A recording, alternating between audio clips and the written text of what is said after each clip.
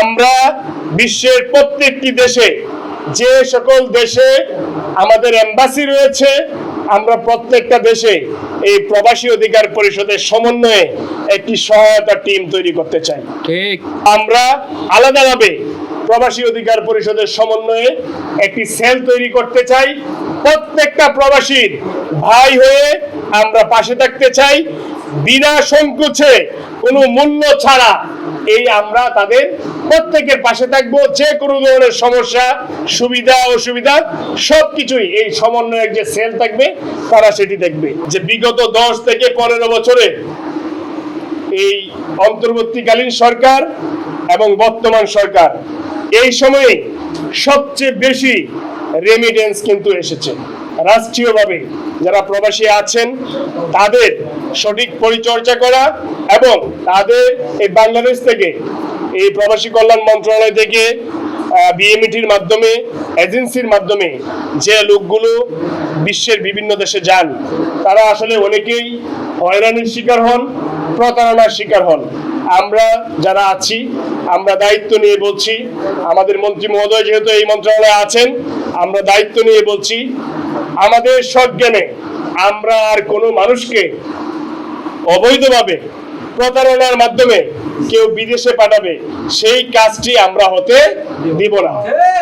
একদম পরিষ্কারভাবে আমাদের ঘোষণা, সঠিক ওয়েতে, এবং ওই দেশে গিয়ে সে সঠিক কাজের স্কুপ পাবে, নির্দিষ্ট কোম্পানি থাকবে, এই নিশ্চয়তা না হওয়া পর্যন্ত একজন মানুষকেও আমরা বাংলাদেশ থেকে যেতে দেব না।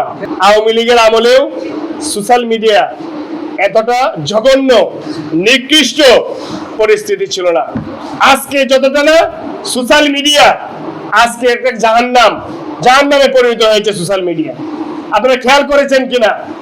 কোনো বাজ বিচার নেই এদেশে। যদি একজন মসজিদের ইমামও হয়, শ্রেষ্ঠ আলেমও হয়, একজন নিরপরাধ মানুষ হয়, ভালো মানুষও হয়, সে যদি আপনার মতের বিরুদ্ধে যায় তাহলে তাকে যেভাবে ইচ্ছে সেভাবে বিশ্রী ভাষায় গালিগালাজ করা হচ্ছে।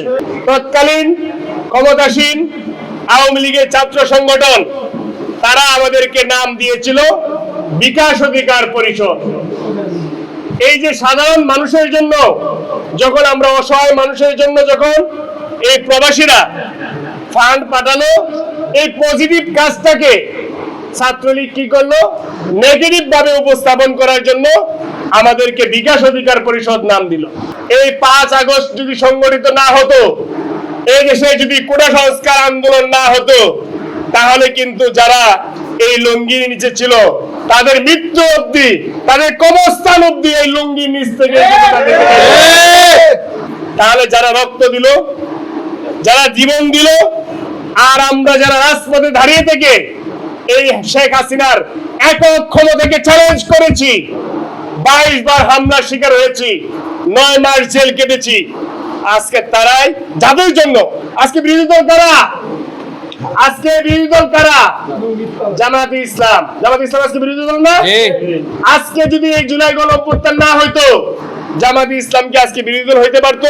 না। হওয়ার কোনো সুযোগ ছিল না। প্রকাশ্যে রাজনীতি করার কোনো সুযোগ ছিল না।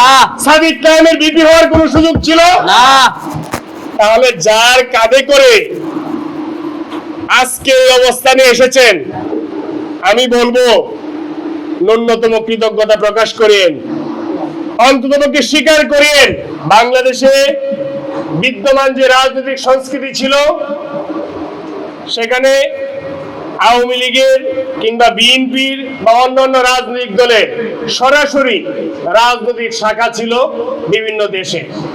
ইউএফটি ফার্স্টের সাথে ট্রেড করুন যে কোনো জায়গা থেকে। ক্যাম্পাসে ক্লাসের ফাঁকে, ঢাকার জ্যামে বসে কিংবা ঘরে বসে, ট্রেডিং এখন হাতের মুঠোয়।